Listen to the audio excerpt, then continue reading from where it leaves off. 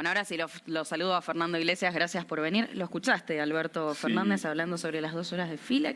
Veo que te reís un Gracias poco. por la invitación primero. Bueno, lo primero es lo obvio, ¿no? La desconexión absoluta con la realidad que tiene este gobierno y en particular este presidente. Lo otro es, todo está mal, porque vamos a suponer que sí. Está operando a nivel turístico un cepo, es decir, con el nivel de cambio atrasado, con el dólar turista y todo esto, con la imposibilidad de sacar pasajes al exterior en cuotas y la gente se ha volcado masivamente a la costa, donde además durante la pandemia, por falta de asistencia y por muchos otros motivos, han cerrado innumerable cantidad de restaurantes y de hoteles. Es razonable que ante una demanda alta no haya que esperar 2 horas, no es ninguna ventaja. Pero además, todo es un gobierno que no ha mejorado nada y hace bien en lo que le contestó Solano, con el que tengo pocas coincidencias, pero lo que le dice a Cerruti es obvio. Arrancaron diciendo que volvía el asado y resulta que tenemos los consumos de carne más bajos de la historia. Arrancaron diciendo que le iban a dar 20% a los jubilados con las LELIQ. Las LELIQ se multiplicaron por más de 10, creo que es la cuenta va ahora, porque va cambiando todos los meses.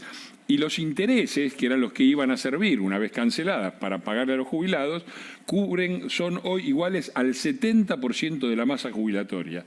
Es decir, se gasta casi lo mismo en pagar los intereses de la LELIQ ahora que en pagarle a todos los jubilados la miseria que se les paga. Entonces, me parece que hay pocas cosas que agregar al fracaso estentorio de este gobierno, que no es el fracaso de este gobierno, es el fracaso de un modelo que empezó 20 años atrás, que tuvo 2 enormes vientos de cola. El kirchnerismo, propiamente dicho, y ahora que hay un enorme viento de cola a favor de la Argentina también y que ha desaprovechado todas las oportunidades. ¿Cómo lo ves, Alberto, en este escenario? Y que es una convocatoria cuyo único objetivo es las elecciones, es decir, de dilucidar cuáles son las candidaturas.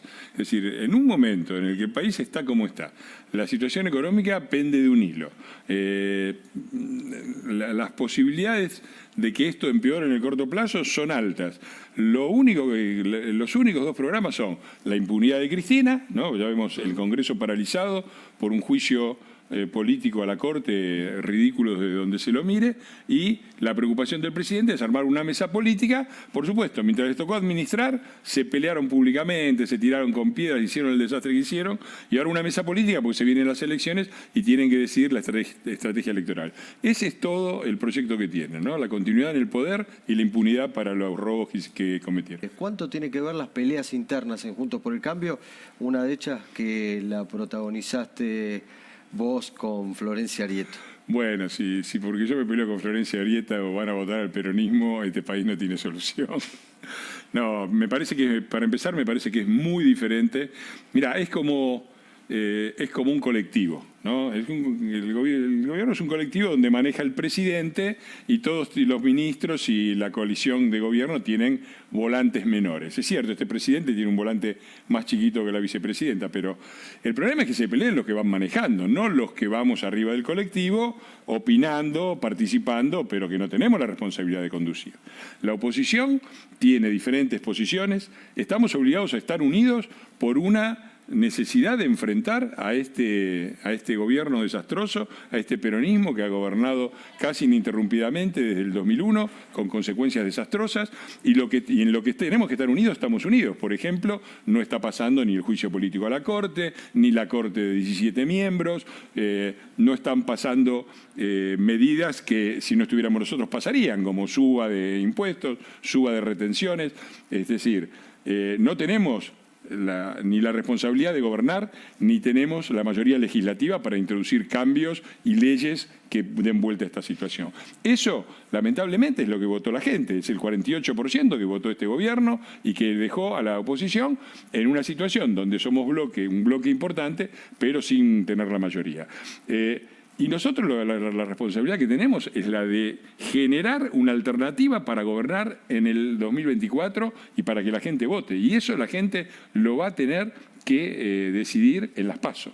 Por lo tanto, la discusión y la polémica interna se podrán criticar de algunos modos, pero la discusión y la polémica interna no solamente no son negativas, son necesarias, porque la gente tiene que saber que dentro de la coalición Juntos por el Cambio hay diferentes posturas con respecto a la profundidad, la seriedad y la velocidad de los cambios que tienen que hacerse, por ejemplo, y me parece bien que se discutan. Entonces, me parece que no es lo mismo que discuta el gobierno, que tiene la obligación, que asumió con una coalición ya formada el gobierno y dijo vamos a solucionar los problemas y no solucionaron ninguno y se siguen peleando, que nosotros que tenemos que dilucidar diferentes alternativas de cara a las PASO y de cara a las elecciones de este año. Bueno, si vamos a hacer una elegía de las buenas relaciones públicas, me parece que Javier Milei justamente no es el mejor ejemplo. Me parece que por el contrario, que es una persona que, digamos, impetuosa, para ponerle un nombre que no ofenda a nadie. ¿Pero no dificulta la carrera a No, yo creo que no. Yo creo que más allá de las formas hay una diferencia política. Yo ya he dicho lo que pienso de Arieto, no voy a comentar lo que se dice en un chat privado. Yo en un chat privado, la verdad que puse una palabra fuerte, pero me parece que invito a cualquiera a pensar si no usó esa palabra fuerte cuando una persona en la que confiaba lo desilusionó fuertemente. Y además era privado, era una cosa dirigida a ella que verdaderamente que se haga pública me parece que es realmente una pésima actitud por parte de alguien que hace política. Y en general, obviamente, lo que es privado y lo que es público es público. Pero más allá de eso, hay una diferencia política, que es la que creo que sí vale la pena discutir. Porque lo que dijo Arieto fue que la responsabilidad de lo que había pasado con Maldonado había sido de Patricia Bullrich, ¿no? Dijo algo así como que Patricia Bullrich, donde intervenía, dejaba un muerto. De hecho, vos estabas a punto de dar tu opinión, pero quería poner en contexto justamente de qué era lo que había dicho Arieto, para que puedas darnos tu visión, Fernando. Primero lo que dice Patricia es muy claro, para que el ejército pueda acompañar, dice, no que tome el rol, ni que se establezca en el territorio, ni nada que sea ilegal. El ejército puede cumplir, opina Patricia, y me parece razonable, una función de acompañamiento en circunstancias excepcionales en las que esté implicada, lo dijo en otra declaración, la soberanía. Es decir, cuando el narco se apodera de un territorio, pone en juego la soberanía nacional.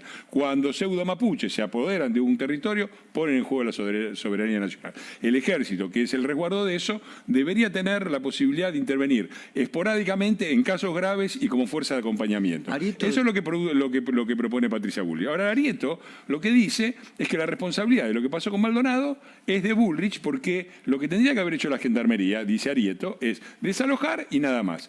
Yo no estoy de acuerdo y creo que Patricia no está de acuerdo.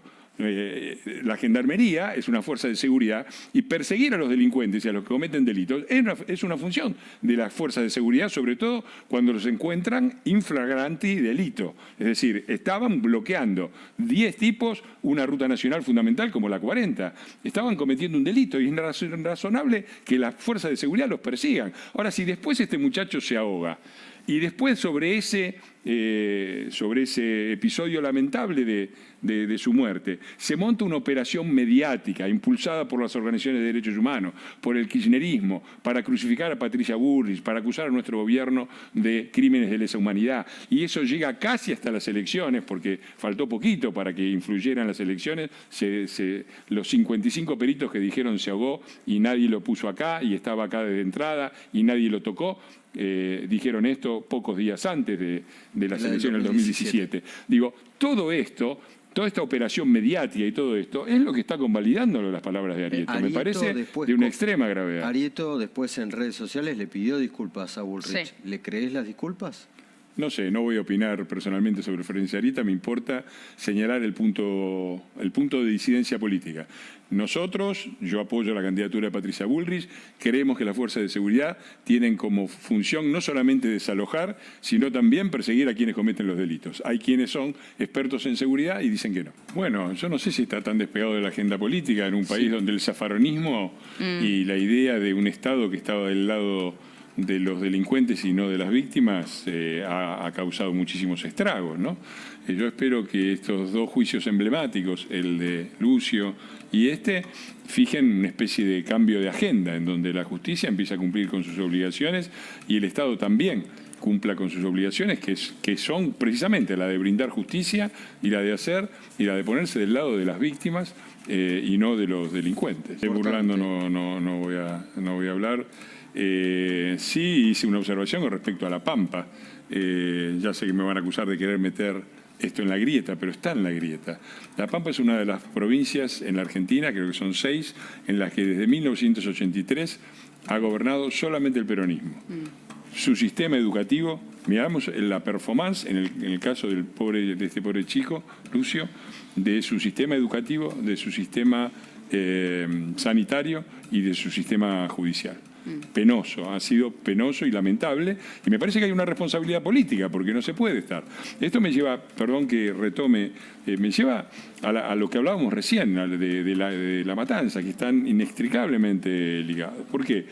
Porque La Matanza es otro de los distritos en los que solamente ha gobernado el peronismo.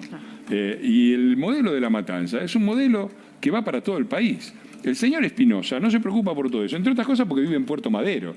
Y ese es el modelo que quiere el peronismo implantar en la Argentina, hacer de la Argentina una enorme villa miseria con algunas burbujas de riqueza, como Puerto Madero o Recoleta, donde vivan la oligarquía peronista, que vino prometiendo acabar con todas las oligarquías y se transformó en la peor de todas, y mientras el resto, sus votantes, viven en La Matanza. Son 10 distritos en el conurbano, 10 en los que solamente ha gobernado el peronismo. 5.700.000 habitantes, la provincia más grande del país, con excepción de la de Buenos Aires, de la que forma parte. Claro. En todo, no hace falta que te diga cuáles son. Son todos los distritos en los cuales predomina los basurales, la pobreza, la marginalidad, las villas de emergencia, la droga. Rosendo, te agradecemos muchísimo por este contacto. Perdón que te hicimos esperar, tuvimos un último momento desde Dolores, te agradecemos mucho. Un abrazo. Y saludos a Iglesia. Hasta luego. Saludos, enviado Fernando. Chao, muchísimas gracias a vos también por haber venido aquí. Al contrario, muchísimas gracias a ustedes. Gracias.